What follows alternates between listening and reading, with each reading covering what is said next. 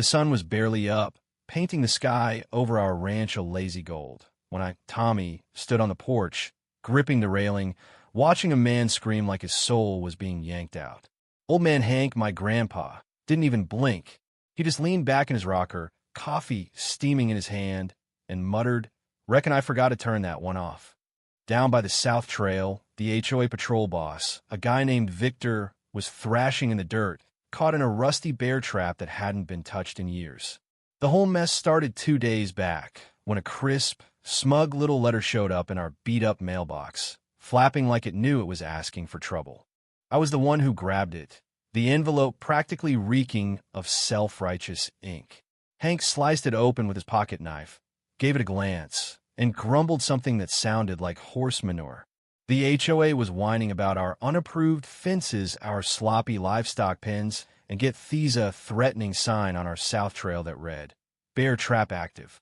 They gave us 48 hours to fix it or face their so-called enforcement. Now, enforcement usually meant some pencil pusher in khakis sniffing around, griping about our barn's faded red paint or the smell of our hay bales, then Leah VYing when the cows ignored them. But this letter? It had a bite to it, like someone was itching for a fight. Hank read it twice, first to himself, then out loud with a mocking drawl, like he was narrating a bad Western. Then he stood, grabbed his hat, and said, "Time to spruce up the warnings, Tommy." Our ranch was littered with sign stuff like "Trespassers will be mulched," or "Don't run, you'll just die tired." Most were just for laughs, but a few had some history. That Bear Trap Active sign? It had been nailed to a cedar post since before I was born. We'd mostly retired the traps when the coyote problem fizzled out, but one old, rusty contraption was still out there in the brush, forgotten. Hank swore he'd disarm it. He meant to. Really. That afternoon, we went to check the old spots. Hank carried a bag of new signs and a metal detector, just in case something had shifted underground. I hauled my drone controller, rigged to pick up heat signatures and record anything that moved, mostly to keep an eye on our chickens after some HOA jerk spooked our goats last summer, crashing them through a shed door. The HOA called it our fault for HOA-ing overly reactive livestock. That's when Hank dug out the old traps, saying he was just cleaning them, but one got left behind, lurking. The morning of the showdown, I was up early, flying the drone, when I spotted 3 shiny white golf carts rolling onto our land, packed with orange-vested HOA patrol folks. Leading them was Margaret Voss, a woman I'd seen at town meetings, ranting about bird baths wasting water. Her voice crackled through my drone's mic, barking orders like she was running a SWAT team. I sprinted to the house. "Hank, they're here." I gasped. He didn't budge, just lit the kettle and started slicing apples, calm as a Sunday nap. I ran to the gate as they pulled up. Margaret stepped out, clipboard in hand, smirking like she'd already won. "Per subsection 14B, we're inspecting your perimeter for violations," she declared. I told her our land was outside their zoning. She brushed me off.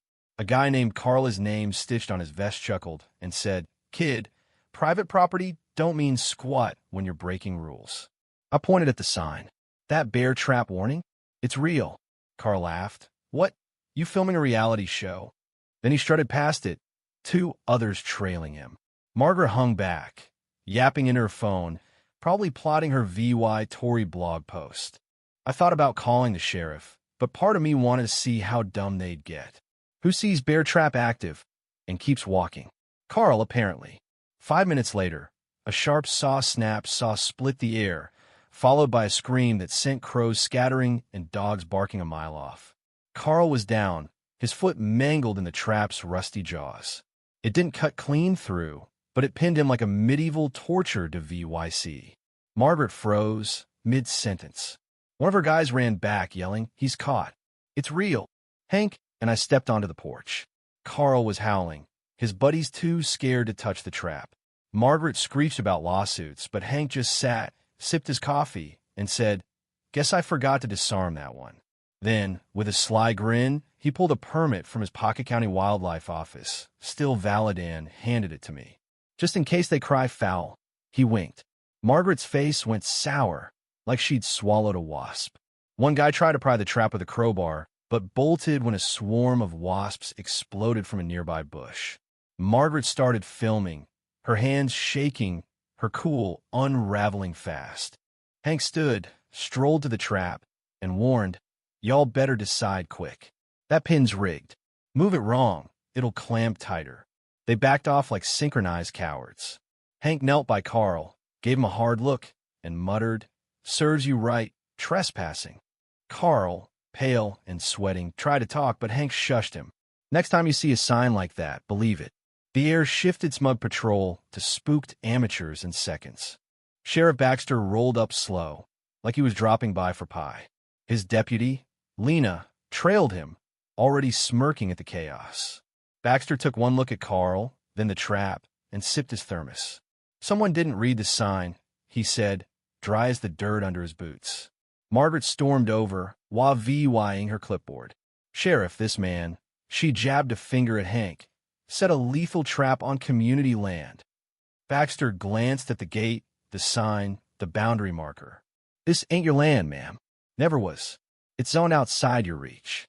Margaret sputtered. "He trapped an officer." Baxter cut her off. "Did you cross that line after seeing the sign?" She hesitated. He asked again, eyes like steel. She deflated. "We have enforcement rights." "Not here," he snapped. "You're not downtown bullying folks with fines.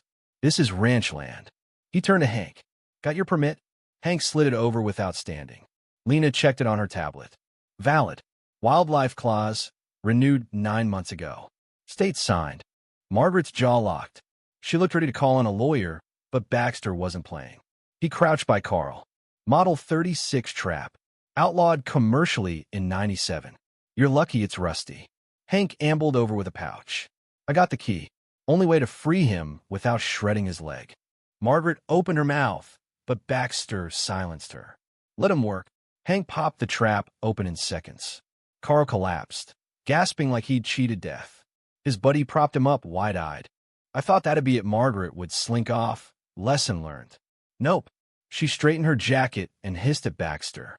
"I'm filing charges. This is an unsafe environment, and you're derelict for ignoring it." Baxter chuckled, cold. "Go ahead, sue a 74-year-old with legal traps on his land because you trespassed. That drone caught it all." He nodded at me. I waved, twisting a knife. Margaret's team wouldn't look at her. One guy edged toward their carts, ready to bolt. Lena snorted. "Add public humiliation to your report. That VY Deo's gonna spread by sundown." Hank handed the trap to Baxter. "Evidence?" Baxter waved it off. "Hang it on the porch. Might teach the next fool to read." As the HOA crew limped away, Margaret muttered, "This isn't over." Hank grinned. "For you, it's just starting." Baxter stayed for coffee, chuckling with Hank as the sun dipped low. "You really forget that trap?" he asked. Hank shrugged. "Didn't think they'd be dumb enough to step in it." Baxter roared, tipped his hat, and left. By supper, the drone footage was everywhere. I'd sent it to a buddy who ran a local blog, and it exploded Carl's scream, Margaret's meltdown, all captioned with gems like HOA versus ranch life, or "This ain't the suburbs." Folks quoted Hank's "forgot to disarm" line like it was gospel. It wasn't just funny, it hit a nerve. People were fed up with petty tyrants in vests acting like they owned the world. Margaret tried damage control, holding a press conference in a beige suit, scarf, and all, like she was addressing the UN. She droned about safety and reckless endangerment, painting Hank as a crazed hermit and Carl as a hero. It flopped. By her third sentence, memes were born, her saying safety cut to Carl's wail on loop. The truth was too loud. They'd ignored a clear warning. Sheriff Baxter's report sealed their fate, pro-VYing they trespassed. He even banned the HOA from non-member land, sparking lawsuits from members who realized they'd been conned into paying fees. Hank acted like nothing happened, sipping coffee, tossing bread to crows that started flocking since Carl's scream. But the town changed. People drove by, wah-vee-wahing, snapping pics of our gate. Some HOA folks even apologized, hat in hand. Then came a lawsuit from the HOA's legal team, demanding damages and an apology. Hank read it, set it by a bowl of peaches, and said, "They've done it now." I'd already compiled everything: drone clips, maps, zoning laws, Margaret's press conference screenshots. We took it to Baxter, who grinned. They're about to learn Hank's smarter than he looks. Baxter had us dig up an old letter from the county, praising Hank for helping curb a predator problem years back.